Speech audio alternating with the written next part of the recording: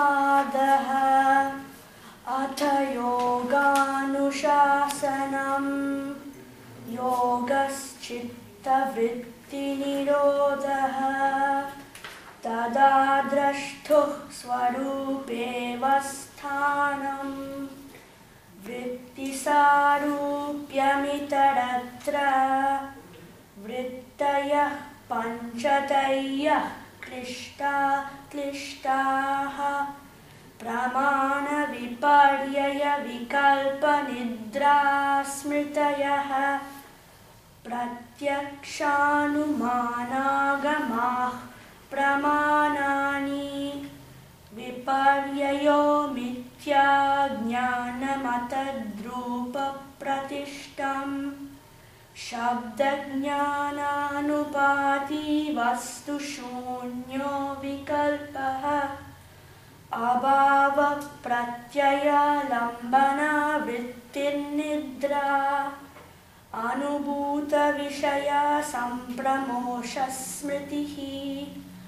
अभ्यासवैराग्याभ्यां तन्निरोधः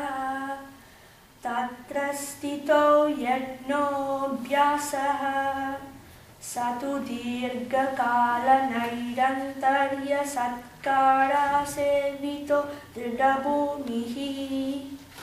दृष्टानुश्रविकविषयवितृष्णस्य वशीकारसंज्ञावैराग्यम् तत्परं पुरुषख्याते गुणवैतृष्ण्यम्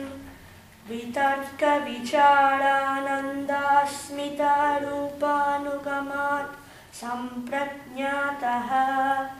विरामप्रत्ययाभ्यासपूर्वः संस्कारशेषोऽन्यः भवप्रत्ययो विदेहप्रकृतिलयानां श्रद्धा वीर्यस्मृतिसमाधिप्रज्ञापूर्वक इतरेषां तीव्रसंवेगानामासन्नः मृदुमत्यादिमात्रत्वात् ततोऽपि विशेषः ईश्वरप्रणिधानाद्वा क्लेशकर्मविपाकाशयैरपरामृष्टः पुरुषविशेष ईश्वरः